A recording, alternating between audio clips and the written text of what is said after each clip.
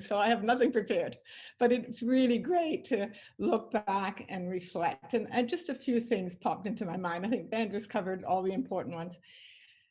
The first one is, I loved the time when we could come to a campus and be at home in a university environment. I think the last one was Stanford in '05. I was able to do that with Vandra and others' help at OISE in 1999. And I realized with our numbers, it's not very easy to do, but if it can be done by some form of restriction or structuring a half and half conference, I'd love to see us go back to that. If we had it in the warmer weather, we could have some of the events outside.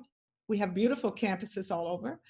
And it could be really a warm, heartwarming, in-person kind of experience that that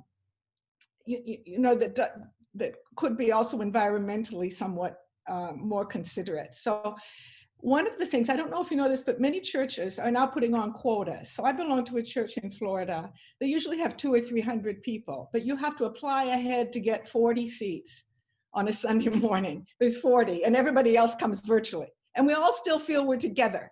But there could be a way to say, okay, we're going to have a conference where we can only accommodate 200 or 500 or whatever on the campus where it's going to be held, and everyone can apply and have some criteria. So you have representative participation, maybe by distance, by background, by level or whatever, and then everyone else joins virtually.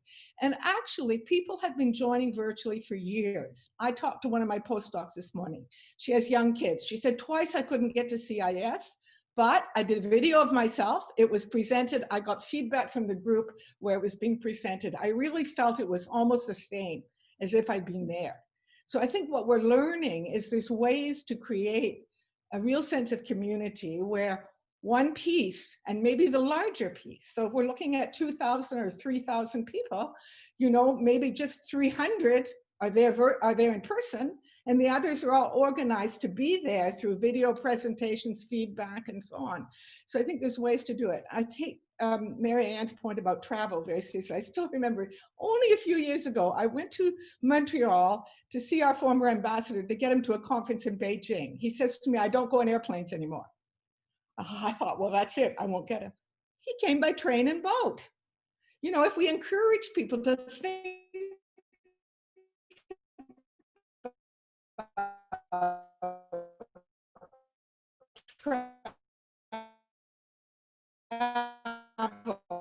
and in North America, it's not a different sort of part of me. You can't force ways. You know, think about it, I feel quite good about that.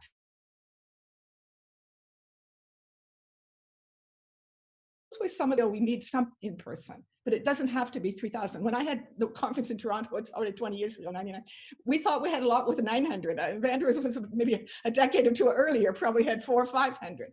So, you know, I feel actually getting together and doing it inclusively. So if we have some kind of a quota system by who can be there in person and who should join virtually, we'd have to think about how to make that as equitable as possible and how to let all different kinds of voices participate. But one of the things I found I'm even busier right now with everything being online. You can join almost anything you want to, that it can be quite inclusive if it's well organized and thought through. So I'm so glad you have a group that's kind of looking at that and trying to figure out where we go from here.